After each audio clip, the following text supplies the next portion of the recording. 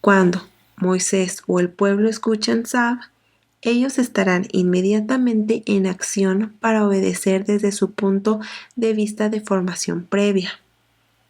Esto es consistente con el patrón bíblico de hacer antes de entender.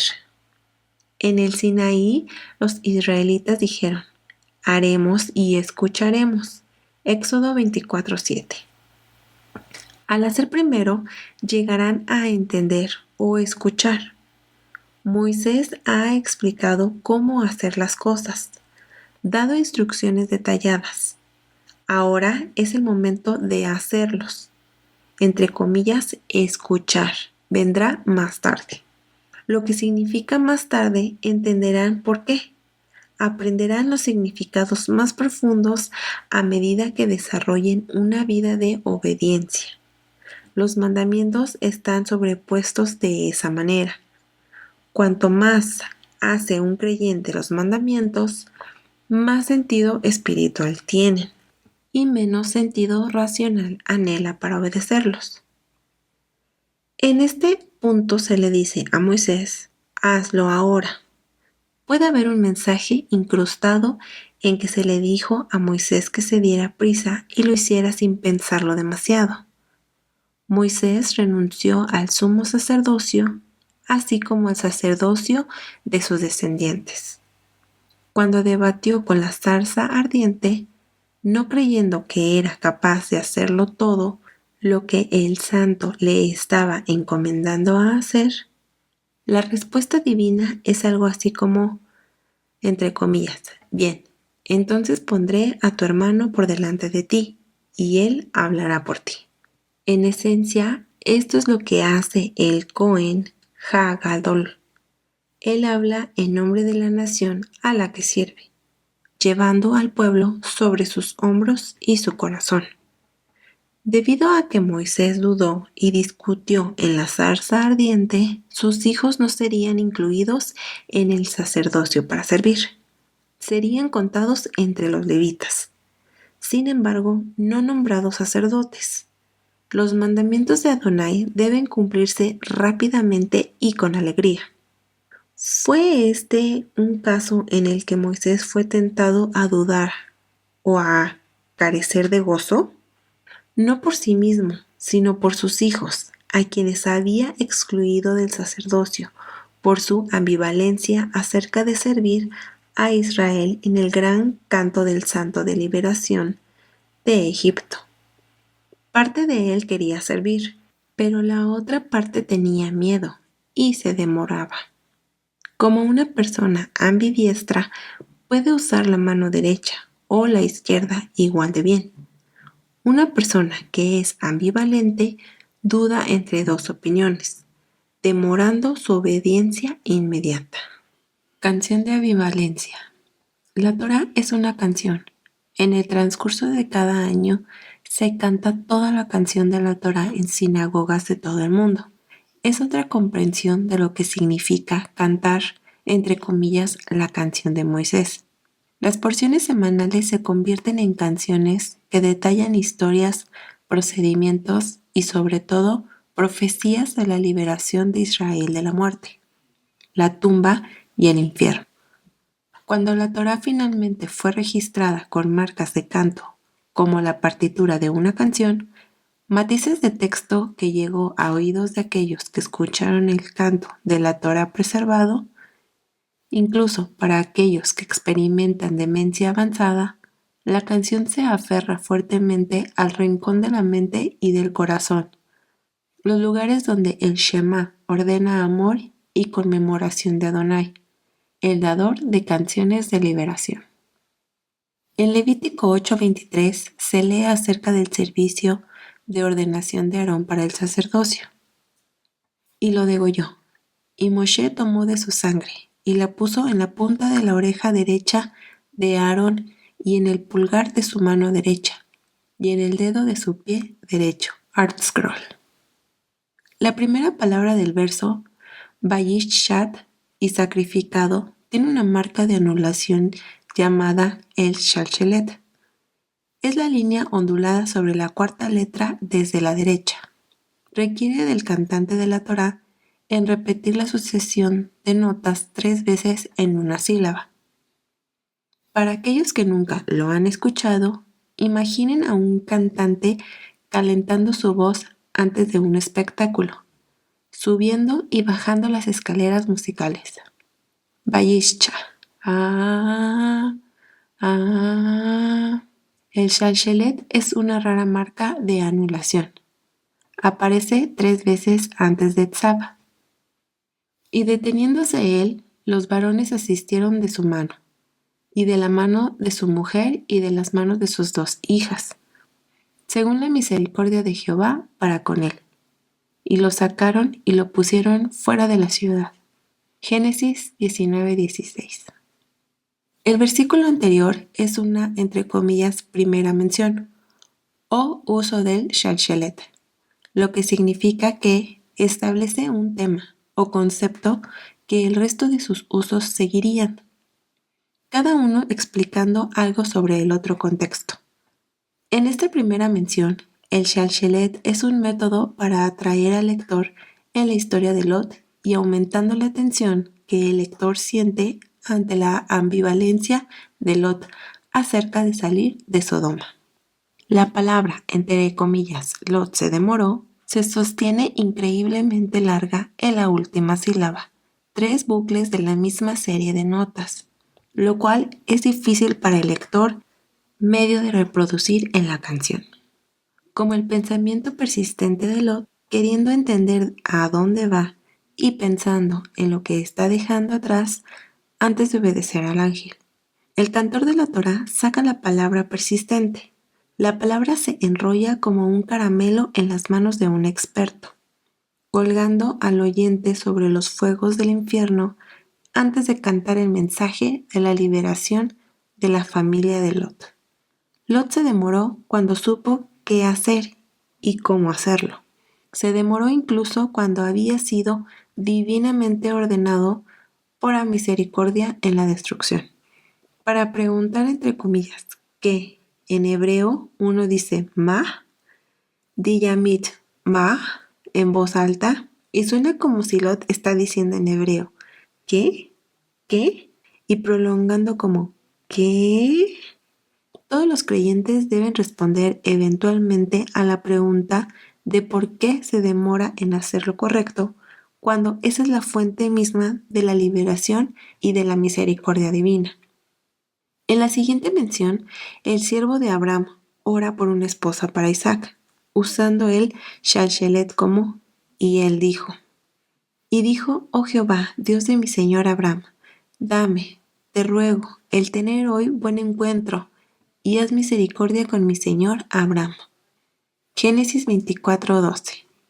¿Por qué el siervo era ambivalente en cuanto a lo que oraba?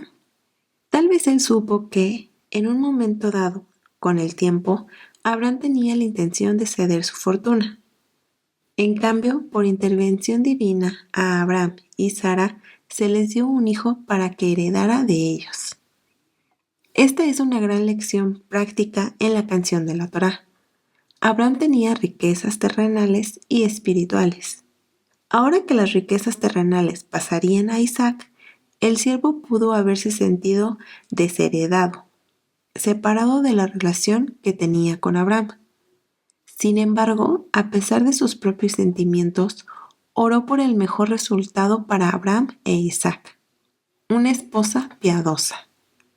Si bien es posible que él y sus descendientes no hayan recibido la fortuna terrenal de Abraham, por haber orado a través de su ambigüedad, el siervo fiel podía heredar la fortuna espiritual de Abraham, fortuna de misericordia y liberación, tal como todas las familias de la tierra. El enlace al Shalshelet parece algo vago en este ejemplo, pero tal vez se parece mucho a la situación de Moisés, un posible titubeo para actuar debido a la desheredación de sus hijos del sacerdocio. Lo físico, sin embargo, es finito. Solo refleja la infinidad del servicio celestial. Estos siervos dotados de algunas cosas que sirven con gusto y que inmediatamente intervienen esos dones en obediencia y son recompensados con riquezas que aún no son vistas por el ojo humano, entre comillas, haremos y oiremos, veremos, entenderemos. Es una declaración profética muy profunda de la fe. Significa que Israel cumplirá los mandamientos de acuerdo con sus instrucciones. Si los creyentes experimentaran niveles de comprensión en esta vida, pero solo en las nubes de gloria, comenzarán verdaderamente a ver y entender el sentido de los mandamientos. El siervo de Abraham experimenta ambivalencia en su misión, pero ora a través de ella. A veces, antes de que el corazón se regocije en el mandamiento, debe obedecer el mandamiento. La curación de los sordomudos en Marcos 9 ilustra esto. Se cree que, en el Sinaí, hubo una curación masiva de todos los enfermos en Israel. Una tradición dice que, al principio, el sonido de los mandamientos hizo que los israelitas murieran. Entonces serían inmediatamente resucitados, de manera similar a la carta de Pablo acerca de la resurrección en el abrir y cerrar de ojos. 1 de Corintios 15:52. Los israelitas no podían soportar esta resurrección repetida y rogaban a Moisés: háblanos tú mismo y te escucharemos, pero no dejéis que Dios nos hable o nosotros moriremos. Éxodo 20:19. Todos están de pie en la montaña, pero lo que no había eran cojos. Todos vieron los sonidos, así que no había ciegos. Entre las curaciones estaban los sordomudos, y toda la nación dijo, entre comillas, haremos y oiremos. Cuando viniere el Mesías, esa sería una señal que él podría ofrecer. Entonces uno de la multitud respondió y dijo: Maestro, yo te traje a mi hijo, que tiene un espíritu mudo, y donde quiera que lo agarra, lo derriba. Él espumea en la boca, rechina los dientes y se vuelve rígido. Así que hablé a tus discípulos, que lo echaran fuera, pero no pudieron. Él le respondió y le dijo: Oh generación infiel, ¿hasta cuándo estaré con vosotros? ¿Hasta cuándo tendré paciencia contigo? Tráiganmelo a mí. Y se lo trajeron. Y cuando le vio, al instante el espíritu le convulsionó, y cayó sobre el suelo y lo revolcó, sacando espuma por la boca. Entonces le preguntó su padre: ¿Desde cuándo le ha pasado esto a él? Y él dijo: Desde la infancia, y a menudo se ha arrojado al fuego y al agua para destruirlo. Pero si puedes, haz lo que sea, ten compasión de nosotros y ayúdanos. Jesús le dijo: Si puedes creer, todas las cosas son posibles para aquel que cree. Al instante el padre del niño gritó y dijo con lágrimas: Creo, Señor, ayúdame a mi incredulidad. Y cuando Jesús vio que la multitud se agolpaba, reprendió al espíritu inmundo, diciéndole: Espíritu mudo, sordo, yo te mando, sal de él y no entres más en él. Entonces el espíritu, clamando y sacudiendo con violencia, salió, y él quedó como muerto. De modo que muchos decían: Está muerto. Pero Jesús, tomándole de la mano, le enderezó y se levantó. Marcos 9, 25 al 27. Si el Nuevo Testamento fue escrito con marcas de anulación, no es difícil imaginar que la palabra del Padre, entre comillas, cree, había sido cantada con un shalshelet.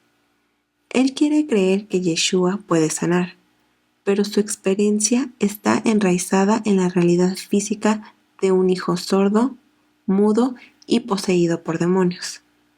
Por amor a su hijo, el padre dice que cree incluso cuando el mundo físico está en guerra con su espíritu, que tiene fe en la palabra de Yeshua.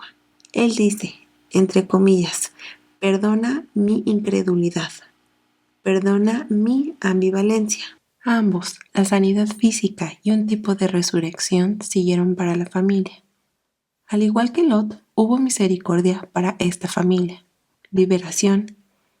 En el caso del siervo de Abraham, su oración es contestada de la misma manera, cuando ora en el nombre de alguien más, aun cuando lucha con ambivalencia.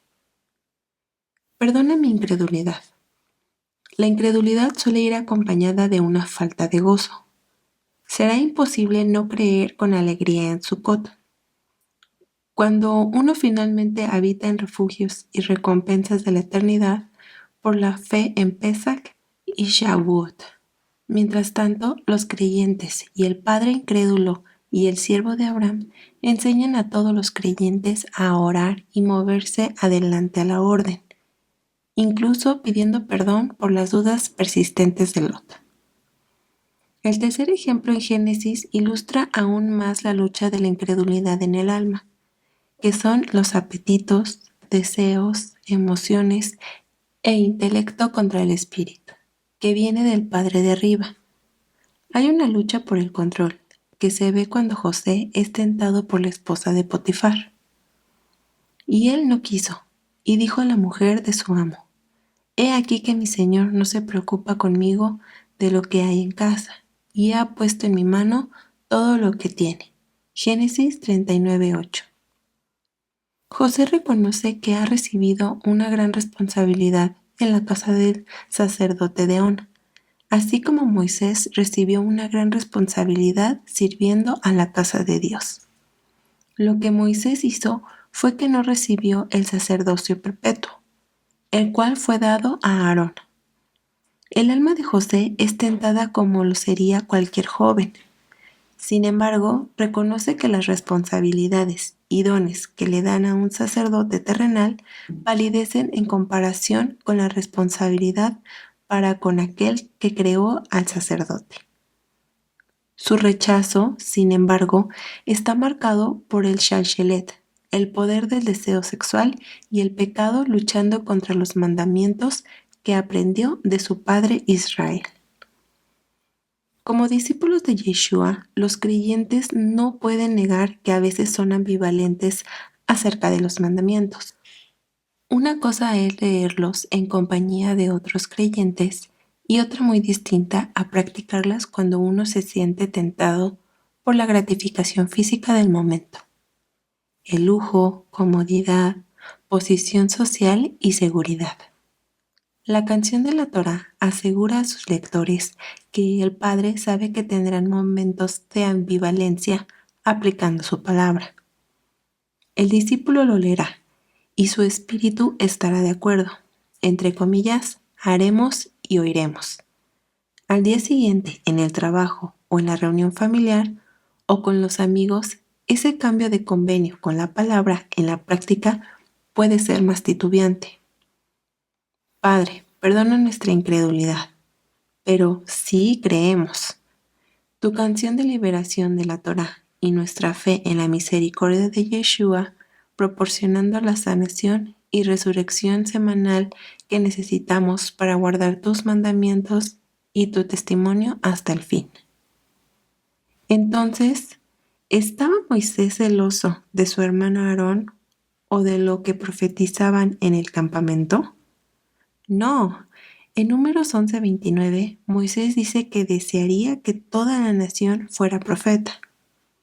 Cuando Aarón condujo al pueblo al becerro de oro, Moisés intercede por su hermano.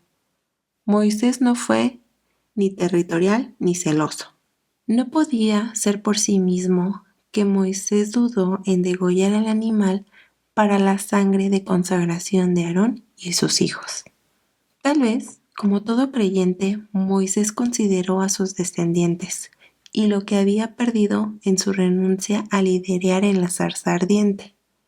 Sin embargo, consagró y ungió a sus hermanos y sobrinos para el sacerdocio. En su tentación de demorar la matanza, Moisés se acuerda de Tzab. Hazlo ahora, Moisés, lo entenderás más tarde. En sus propios papeles tus hijos prosperarán, sin adquirir nunca una mala reputación de rebeldes como tu primo Koraj o Coré. Al igual que tú, serán humildes y servirán. No se quemarán por ofrecer fuego extraño como los hijos de Aarón, Nadab y Abiú, una tasa del 50% de deserción.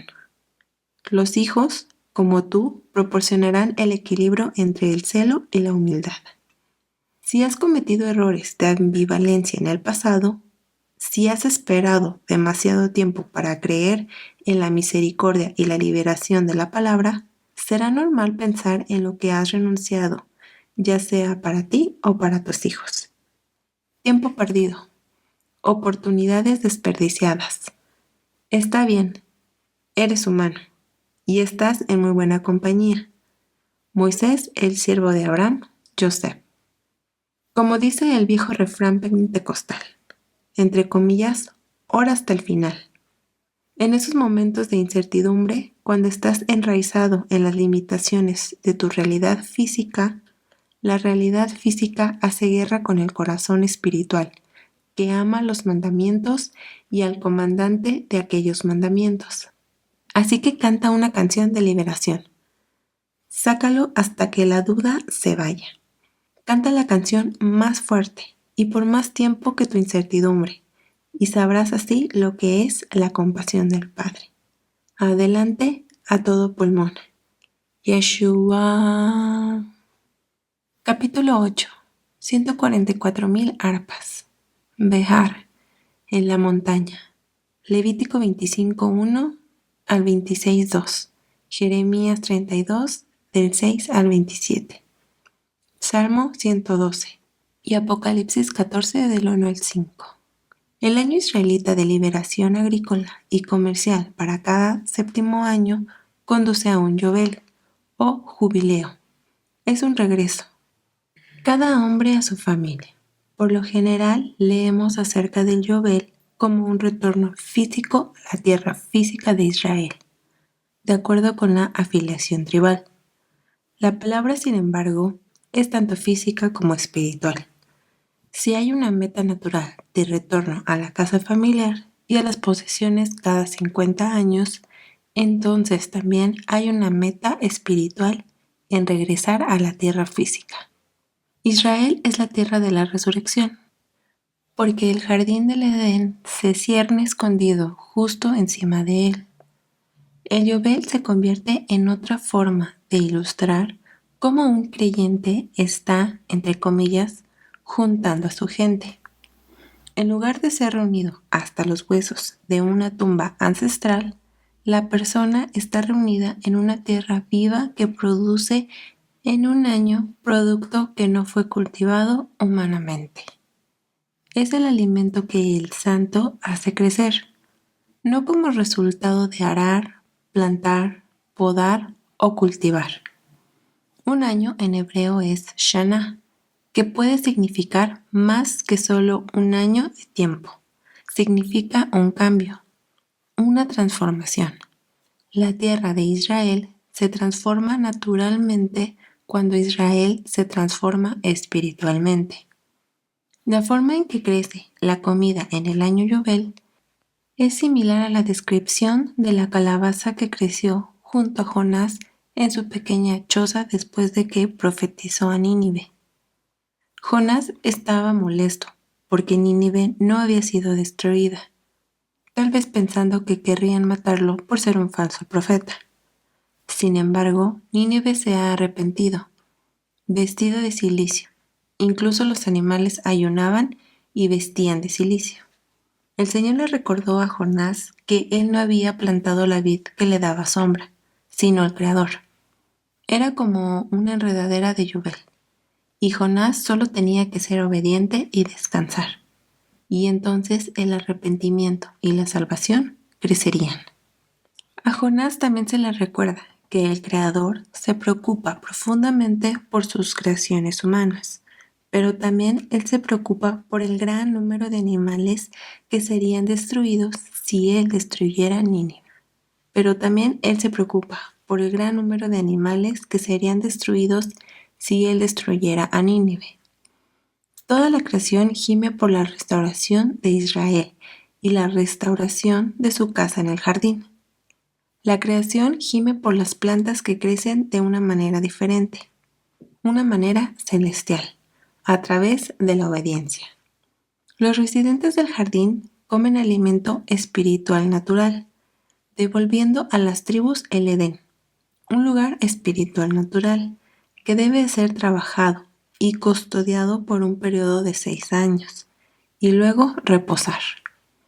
Cuando los 7 años de Shemitah fueron contados y completados, entonces el 50º año, el Yobel de libre retorno, ocurrió. Aparte de este proceso, el Edén desapareció de la vista porque los humanos, entre comillas, vendieron su fe en el retorno y la resurrección. Tú vendes, te mudas. Esto es lo que le sucedió a Adán y Eva en el jardín. Esta fue la advertencia del Creador a Jonás, quien, después de 3 días y 3 noches en un pez, la resurrección, una misión evangelística aplastantemente exitosa entre los gentiles, todavía no estaba, entre comillas, vendida en la resurrección para los ninivitas. Incluso un, entre comillas, esclavo, ya sea perforado o no, debe regresar a su propiedad ancestral. Esto no es ser un esclavo en nuestra comprensión occidental de un ser humano como propiedad. Este tipo de esclavo o se vendió a sí mismo para trabajar por deudas impagadas, mejor, o el tribunal lo vendía para trabajar para pagar deudas o robos por los que no pudo pagar para la restitución, no mejor. Estos sirvientes hebreos contratados tenían que ser tratados con respeto y al mismo nivel que los privilegios del, entre comillas, maestro en términos de comodidad. En términos modernos, si te contrataron para trabajar para una empresa durante 6 años para pagar tus deudas, entonces tu oficina y tu plan de comidas tendrá que ser tan elegante como la del supervisor. No es de extrañar que pasara de moda por el siglo I. En la cruz del Gólgota, un ladrón pagaba su deuda a la manera romana. La manera hebrea habría sido contratarlo para que trabajara para alguien hasta que pagara el dinero de restitución por sus robos. Yeshua perdonó al ladrón de una deuda mucho mayor y le aseguró al ladrón que regresaría a su patria hoy mismo. Habría una transformación, un cambio, un regreso a casa. Para encontrar la canción del año jubileo, una lectura del texto identificará las pistas. Esas pistas pueden llevarnos al regreso de las 144,000 arpas de Yobel. Jehová habló a Moisés en el monte Sinaí, diciendo: Habla a los hijos de Israel y diles: Cuando hayáis entrado en la tierra que yo os doy, la tierra guardará reposo para Jehová. 6 años sembrarás tu tierra, y 6 años podarás tu viña, y recogerás sus frutos. Pero el 7º año la tierra tendrá descanso, reposo para Jehová. No sembrarás tu tierra, ni podarás tu viña. Lo que de suyo naciere en tu tierra segada, no lo segarás, y la uva de tu viñedo no vendimiarás. Año de reposo será para la tierra, mas el descanso de la tierra te dará para comer a ti, a tu siervo, a tu sierva, a tu criado y a tu extranjero que morare contigo, y a tu animal, y a la bestia que hubiera en la tierra. Será todo el fruto de ella para comer. Y contarás 6 semanas de años, 7 veces 7 años, de modo que los días de las 7 semanas de años vendrán a ser 49 años. Entonces harás tocar fuertemente la trompeta en el mes 7º a los 10 días del mes. En el día de la expiación haréis tocar la trompeta por toda vuestra tierra, y santificaréis el año 50. Y pregonaréis libertad en la tierra a todos sus moradores. Ese año os será de jubileo, y volveréis cada uno a vuestra posición, y cada cual volverá a su familia. El año 50 os será jubileo. No sembraréis, ni segaréis lo que naciere de suyo en la tierra, ni vendimiaréis sus viñedos, porque es jubileo. Santo será a vosotros. El producto de la tierra comeréis. En este año de jubileo volveréis cada uno a vuestra posición. Levítico 25, del 1 al 13. Aquí está la equivalencia importante. No siembres tu campo ni podes tu viñedo. El lector deduce así. Sembrar el campo igual a podar tu viñedo. Hay un ejemplo de autoantónimo en la palabra hebrea para podar. Un autoantónimo es su propio opuesto, tal como, entre comillas, resquebrajar en español. El autoantónimo hebreo en el versículo es de la raíz samar. Samar, recortar una vid. Podar, ser podado. Número H559. Lotzimor, igual a no podarás. Samar es recortar algo, a menudo algo para quemar, como una espiga o quemar con fuego. Cortado, removido. También significa plantar en un viñedo como se siembra un campo. El judío erudito Rashi señala los contextos ligeramente diferentes en los versículos 3 y 4. 6 años sembrarás tu campo, y 6 años podarás. Propaga tu viña y recoge en su cosecha. Pero durante el 7º año de la tierra tendrá un reposo para Jehová. No sembraréis ni podarás tu viña. Hay una conexión lingüística hecha por la raíz samar, una de las palabras que sostiene junta a la creación. La poda es elegir selectivamente lo que cederá a la recolección del fruto, y quitando lo que no dará buen fruto. Lo que se poda es para quemar. El vínculo es la palabra samar, que en hebreo es tocar, y cantar salmos de alabanza al Santo de Israel. Según la tradición judía, a David se le enseñaron ciertos salmos cuando colgó su arpa por la noche. El viento se movería a través de las cuerdas y le enseñaba la canción. Los salmos vinculaban dos reinos, sobrenatural y natural. Combinaciones inspiradas en las muchas aguas de arriba y en las cuerdas naturales y las voces humanas de abajo pasan libremente al ir y venir en las estaciones nocturnas de los salmistas. Los salmos tocados y orados con sinceridad son acceso ilimitado a lo celestial, devolviendo a la persona a su tierra ancestral, el jardín inferior de Israel. Samar, una raíz primitiva, entre paréntesis tal vez idéntica a H2168, a través de la idea de golpear con los dedos, correctamente para tocar las cuerdas o partes de un instrumento musical, es decir, tocar sobre él, hacer música acompañada de la voz, por lo tanto, para celebrar con canciones y música, dar alabanza, cantar alabanzas, salmos, para arrancar una y otra vez.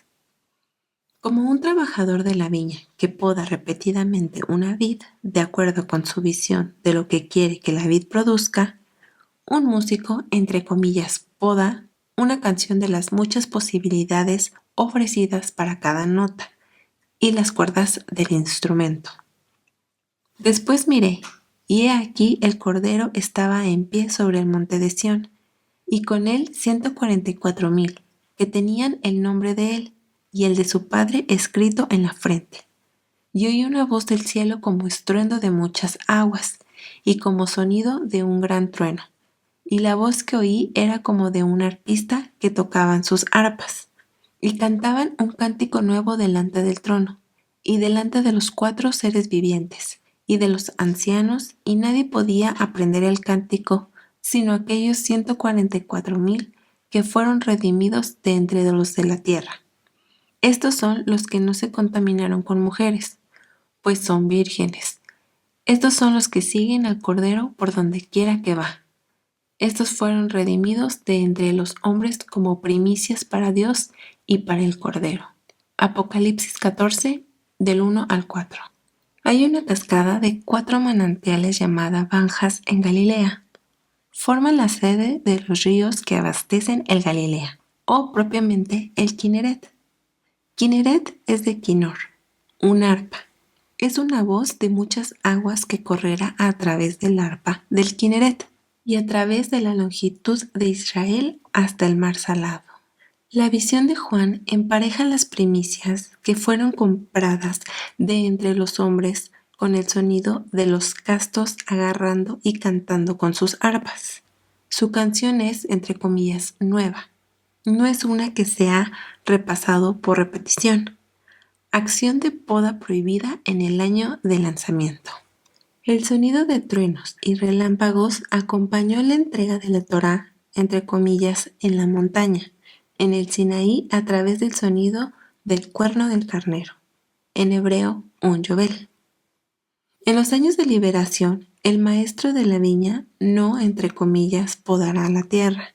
Es liberado para crecer por sí mismo. Es un crecimiento libre de lo espiritual y natural. Responde a la palabra espiritual de la creación, la autoridad completa de Yeshua. Canta una canción del mismo acorde inspirada en las palabras del Espíritu, no en la poda natural. Descansa en los 6 años anteriores de podas, entre paréntesis, plantaciones y remociones, trabajadas en ella. La porción de la Torá Behar continúa hablando de la sexta fiesta de Adonai, Yom HaKippurim, con el tiempo de soplar el yubel. Sella los juicios de Rosh Hashanah, que significa cabeza del año o cambio. La interpretación tradicional de este día de soplado es que en este día las podas, las inclusiones y eliminaciones del año nuevo son declaradas con el sonido del yobel, tanto las trompetas de plata como el cuerno de carnero. La autoridad del juez es aceptada y las sentencias se redactan para ser selladas en Yom HaKippurim y luego enviadas para ser ejecutadas. Un día las naciones serán atraídas a escuchar la canción que solo puede ser aprendida por aquellos con la autoridad de Yeshua. Estas primicias son las que se han separado de las, entre comillas, mujeres, o en términos sencillos, de la idolatría espiritual. Este número representativo de 144,000 ha sido comprado de entre los hombres, representando la santidad de los campos y viñedos de los que se cultivaron, de los cuales se compraron las primicias en los 6 años anteriores, o cambios para prepararse para los cambios del Shemitah y Yobel. Los Moedim marcan los cambios de trabajo dentro de los diversos tipos de primicias en un periodo de un año: cebada, trigo, hortalizas, frutas, ganado limpio apto para sacrificio. Yom HaKippurim sella estos campos de primicias sagradas para la recompensa de regocijarse en Sukkot. En la Torá, lo que significa ser, entre comillas, comprado de entre los hombres, está relacionado con las primicias. Isaías 5 establece que la viña natural es una parábola de la viña de Israel. Adonai la plantó y la cultivó, pero dio frutos inferiores. Cuando Judá fue conquistada y deportada, fue por idolatría, al igual que lo fue con el reino del norte de Israel. Otra razón principal fue que Judá no le permitió a la Tierra Santa sus años de Shemitah y Yobel, sus liberaciones a la provisión divina y al crecimiento. Los muros naturales de los enemigos, como el de Jericó, caen cuando se practica el pacto de la Torá. Cuando no se practica, caen los muros de Jerusalén. Cuando la autoridad de la Torá no está, entre comillas, atada en tu mano, con las primicias en los tiempos señalados para subir a Jerusalén, no se practica. El enemigo, como los caldeos, pueden romper los muros de Sión. Indefectiblemente diezmarás todo el producto del grano que rindiere tu campo cada año, y comerás delante de Jehová tu Dios en el lugar que Él escogiere para poner ahí su nombre. El diezmo de tu grano, de tu vino y de tu aceite, y las primicias de tus manadas y de tus ganados, para que aprendas a temer a Jehová, tu Dios, todos los días. Y si el camino fuere tan largo que no puedas llevarlo, por estar lejos de ti el lugar que Jehová tu Dios hubiera escogido para poner en él su nombre, cuando Jehová tu Dios te bendijere, entonces lo venderás y guardarás el dinero en tu mano, Y vendrás al lugar que Jehová tu Dios escogiere, y darás el dinero por todo lo que deseas, por vacas, por ovejas, por vino, por sidra, o por cualquier cosa que tú deseares, y comerás ahí delante de Jehová tu Dios, y te alegrarás, tú y tu familia. Deuteronomio 14, 22 al 26. La clave en el pasaje anterior es que si el peso de la fruta es demasiado pesado para llevarlo a Jerusalén, entonces puede ser cambiado por dinero, que es portátil. Una vez que el esmador llega a la ciudad santa, entonces puede comprar con el dinero lo que necesite para celebrar. Es una instrucción económica con una aplicación espiritual. Cuando un creyente trabaja y produce buenos frutos para el reino, puede permanecer en esa tierra después de su muerte, o el trasplante del huerto para esperar la resurrección. Sus diezmos y primicias que se ofrecen a continuación, sin embargo, pueden ser intercambiados por lo que sea que su corazón desee en lo alto de Jerusalén. El siervo agricultor fiel se da cuenta de su propio lugar en el viñedo de arriba. La fidelidad para podar una y otra vez trae primicias y diezmos en cantos de ascenso a Jerusalén y a descansar en los tiempos señalados. Ha enseñado al siervo un canto que solo puede ser aprendido por los fieles. Aquí está el patrón de progresión de la santidad de la redención. 1. Los productos del diezmo son santos. 2. Primogénito de manadas y rebaños. 3. Granos, fruto de la tierra, fruto del árbol. 4. Vender por plata. 5. Átalo entre paréntesis, comprima firmemente de forma segura en su mano, porque ahora el dinero es sagrado. Compra los productos ordenados en Jerusalén. La santidad pasa del dinero a los productos. Compartir y comer los productos. Todos comparten la santidad del diezmo original que ha sido redimido de entre los hombres. El diezmo es santo, porque es una representación completa de las obras santas en el resto del campo. Las obras del agricultor o la fruta, el resto del campo es santo porque ha sido redimido por el, entre comillas, canto, podado y arrancado de las primicias.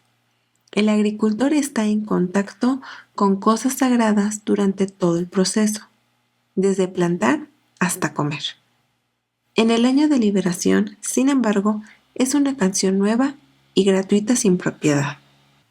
Todo Israel, incluidos los animales, compartan y coman de la santidad en la tierra de la resurrección. Yom HaKippurim señala los juicios de los diezmos y las primicias que el israelita tiene, entre comillas, atado y comprimido fuertemente en su mano. Del mismo modo, Yeshua habló de esto en Hanukkah, en el templo.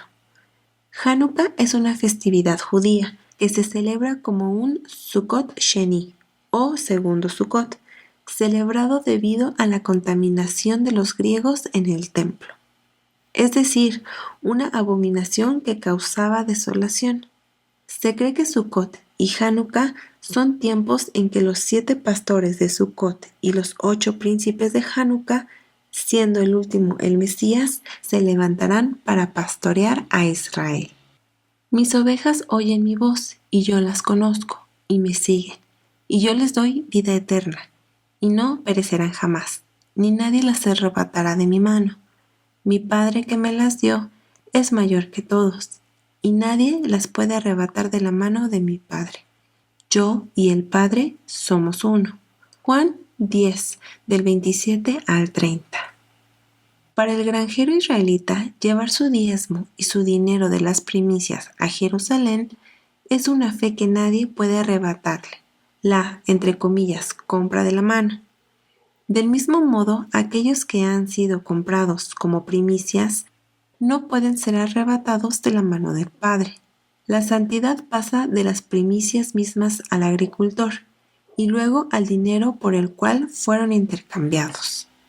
luego a través del dinero a la recompensa del santo regocijo en Jerusalén. Debido a la fe del agricultor, la santidad está ahí desde la siembra hasta la cosecha al viaje a regocijarse. Del mismo modo, la santidad de los 144,000 refleja el cuidado del santo en cultivándolos, seleccionándolos para representar la santidad de sus campos, llevándolos a Jerusalén y acogiéndolos en su recompensa. Los 144,000 han sido redimidos como primicias para representar la santidad de los campos de la cual fueron redimidos del mundo. Su canción de libertad es una canción del 7º año de liberación. En la medida en que los israelitas se apoderan de la santidad de las fiestas a través de las tribulaciones, pueden estar seguros de que Yeshua y el Padre los perdonarán, aceptarán y llevarán en su cota. Volverán cada persona a su familia en el jardín lleno de una fruta gratis. Esta es la razón por la que atamos los mandamientos en nuestras manos. Es lo mismo que el hilo atado alrededor de las primicias del campo para marcarlas para la santa redención en Jerusalén. Si estas primicias son fieles, entonces el año de liberación será aún más abundante. ¿Y la canción? ¿Cuántas aguas fluyendo a través del arpa de Israel? A medida que nos unimos a los mandamientos en nuestras manos, así Yeshua y el Padre nos atan a los suyos. El agarre es apretado. De manera que la ley a la verdad es santa y el mandamiento santo, justo y bueno. Romanos 7:12. Lo santo pasa a lo santo. Es redimido por Yeshua. Su santidad se goza en la Nueva Jerusalén con la familia y el gran sumo sacerdote. La libertad y la liberación parecen surgir en la mentalidad moderna, pero en las Escrituras reúne personas a un lugar que tal vez ni siquiera recuerden si ellos o sus antepasados partieron hace mucho tiempo. Yobel es la, entre comillas, libertad de movimiento, señalada por el Yobel. El cuerno de carnero. Antes del pecado, Adán y Eva podían moverse libremente entre los reinos espiritual y natural. Después del pecado, cayeron en las ruedas de los ríos ardientes del reino natural, incapaces de regresar a la libertad de movimiento en su hogar original. Había una frontera entre ellos que necesitaban un Yobel en orden de regresar a su tierra natal en Israel. Los israelitas tuvieron que conquistar la primera ciudad cruzando el Jordán o Jordán, que significa descender. Tendrían que volver a subir. Ahora Jericó estaba cerrada, bien cerrada, a causa de los hijos de Israel. Nadie entraba ni salía. Mas Jehová dijo a Josué: Mira, yo he entregado en tu mano a Jericó y a su rey, con sus varones de guerra. Rodearéis, pues, la ciudad todos los hombres de guerra, yendo alrededor de la ciudad una vez, y esto haréis durante 6 días. 7 sacerdotes llevarán 7 trompetas de cuernos de carnero, Yoblim, delante del arca. Al 7º día darás 7 vueltas alrededor de la ciudad, y los sacerdotes tocarán las trompetas, o shofar. Será que cuando hagan un largo toque del cuerno del carnero, Yobel, y cuando escuches el sonido de la trompeta, o shofar, todo el pueblo gritará con un gran grito, y la muralla de la ciudad se derrumbará. Y el pueblo subirá cada hombre en línea recta. Josué 6 del 1 al 6. Israel no es solo una tierra natural, es una tierra espiritual. Y un día los justos serán resucitados, subiendo con un grito. Estarán fuertemente atados en la mano del Padre. Yeshua ha estado podando fielmente la viña, enseñándonos a cantar sus canciones que hacen crecer buen fruto en la viña. Cuanto más atamos los mandamientos en nuestras manos, más duele, pero más seguros estamos en el largo viaje de la santidad de Yeshua. Si se siente como si estuviéramos siendo podados repetitivamente, lo estamos, sin podar. Mira cuánta energía que la vid de arriba esparce en direcciones que son infructuosas. Deja que el Ruach HaKodesh dirija nuestros pensamientos e intenciones. Cualquier actividad que absorba la producción de la verdadera fecundidad. El año de liberación para subir está a la vuelta de la esquina. Estamos en la mano del Padre. Una nueva canción nos espera. Capítulo 9. Sobre la rosa del arpa. Bamidbar, en el desierto. Números 1:1 y 4:20. Oseas 2:1 al 2:23. Salmo 122. Apocalipsis 14 del 3 al 5. Tribus de Matot. Números 32 al 32:42. Jeremías 1:1 al 2:3. Salmo 111. Apocalipsis 7 del 1 al 4. Balac, destructor. Números 22:2 al 25:9. Miqueas 5:6 al 6:8. Salmo 79 y Apocalipsis 2:21 al 23. Hay 144,000 razones para leer cada porción de la Torá. En este triple tratado de las porciones de la Torá, tanto los detalles de la porción como su historia general vincularán Apocalipsis a los lectores a una fundación dentro de ella. De hecho, dado que, entre comillas, la revelación en el judaísmo es la revelación en el monte Sinaí, en las palabras de la Torá, tiene sentido que la última revelación de Juan esté enraizada en sus palabras. Por ejemplo, el Apocalipsis de Juan incluye detalles específicos de las 12 tribus de Israel, como recibiendo un nuevo canto, y como siendo la sustancia misma de la ciudad santa. Además, Juan describe a varios destructores como bestias, el anticristo, el falso profeta, el dragón e incluso los bichos sobrenaturales de Abadón. Describe a la mujer siendo llevada al desierto para ser alimentada lejos de la presencia de la serpiente. Si el lector quiere fundaciones para estos destructores, tribus y el desierto en la guerra apocalíptica de los últimos tiempos, entonces él o ella debe recurrir a las porciones de la Torá que los destacan. Bamidbar, Balak y Matot. Desierto, destructor y tribus. Las insinuaciones en el libro de los números o Bamidbar presentan una profecía semilla adicional para referencias cruzadas. Bamidbar, entre paréntesis en el desierto, hace hincapié en el salvaguardar la Mishkan en el desierto según la tribu de cada uno. A partir de este énfasis en salvaguardar, cuya raíz hebrea es shamar, los sacerdotes y levitas designados, entre paréntesis, observan o términos de servicio en el Mishkan. Este principio se trasladó posteriormente al templo. Estos observadores de los levitas componían los 24 observantes del templo y el tabernáculo. Del mismo modo, 24 ancianos velan en el cielo. El número de vigilias, 24, es el número de 12 tribus por 2. Del mismo modo, hay 24 ancianos en el libro de Apocalipsis.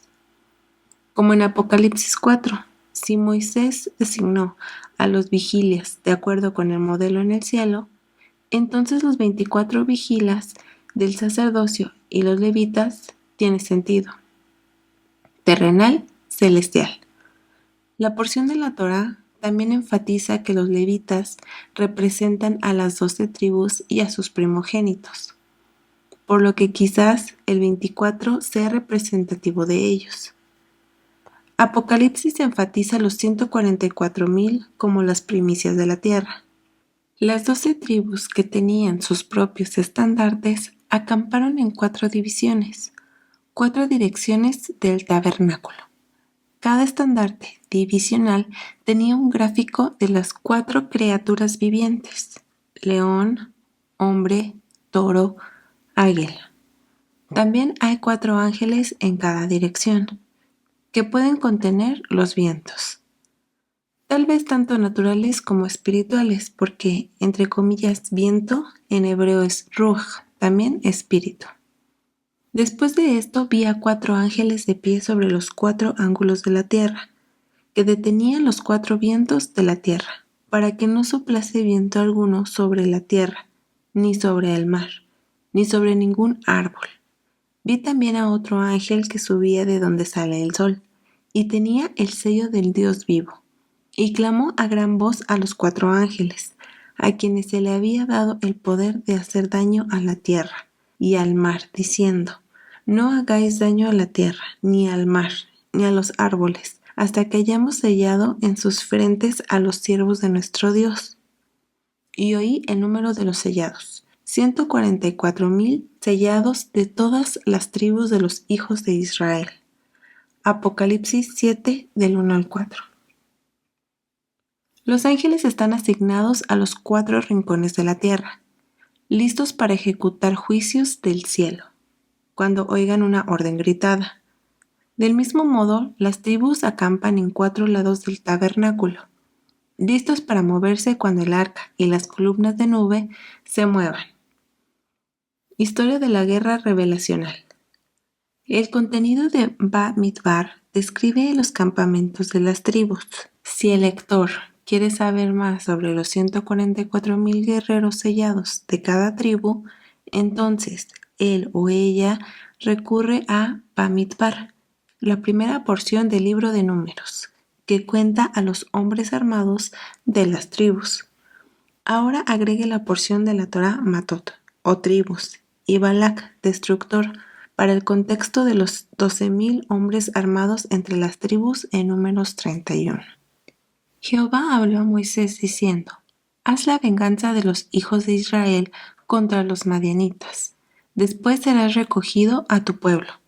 Entonces Moisés habló al pueblo, diciendo: armaos algunos de vosotros para la guerra, y vayan contra Madián, y hagan la venganza de Jehová en Madián. 1,000 de cada tribu de todas las tribus de los hijos de Israel. Enviaréis a la guerra. Así fueron dados los millares de Israel, 1,000 por cada tribu, 12,000 en pie de guerra. Números 31 del 1 al 5. El lector está localizando el contexto de un número igual de combatientes de cada tribu, un número que se intensificó en Apocalipsis a 144,000, entre paréntesis porque Él cumple sus promesas en miles. Además, el contexto proporciona otra pista que tiene sentido cuando se combina con textos en Apocalipsis. El ejército de 12,000 hombres en Números 31 debe vengarse de Madián, específicamente por su pecado de enviar mujeres para corromper a los hombres israelitas con la comida sacrificada a los ídolos y al adulterio.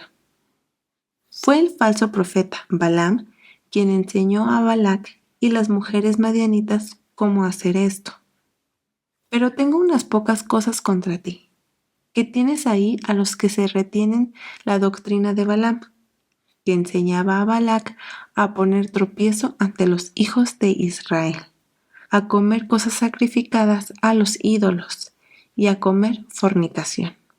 Y le he dado tiempo para que se arrepienta, pero no quiere arrepentirse de su fornicación. He aquí yo la arrojo en cama, y en gran tribulación a los que con ella adulteran. Si no se arrepienten de las obras de ella, y a sus hijos heriré de muerte. Y todas las iglesias sabrán que yo soy el que escudriña la mente y el corazón, y os daré a cada uno según vuestras obras. Apocalipsis 2:14 y 21:23. Si el lector no estaba seguro que había un vínculo entre el ejército de 12,000 en el desierto y el ejército de 144,000 en Apocalipsis, entonces las referencias directas a Balaam, Balac, comiendo cosas sacrificadas a los ídolos y el adulterio clavan el problema. El objetivo de llevar a, entre comillas, la mujer israelita al desierto o Midbar era para probarla nutriéndola ahí con un tipo de comida que nunca antes había experimentado. La prueba de Israel en Midbar se convirtió en la sustancia de la respuesta de Yeshua al destructor que lo tentó para hacer que las piedras se convirtieran en pan.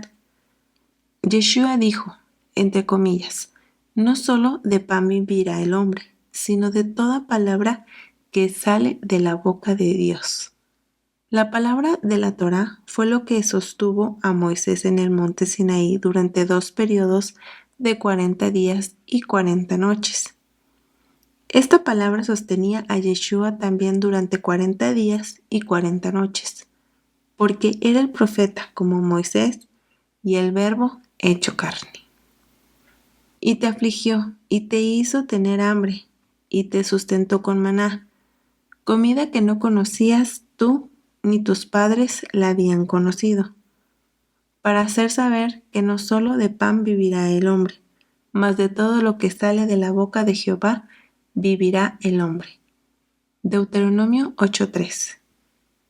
Que te sustentó con maná en el desierto, comida que tus padres no habían conocido, afligiéndote y probándote, para a la postrer hacerte bien. Deuteronomio 8:16.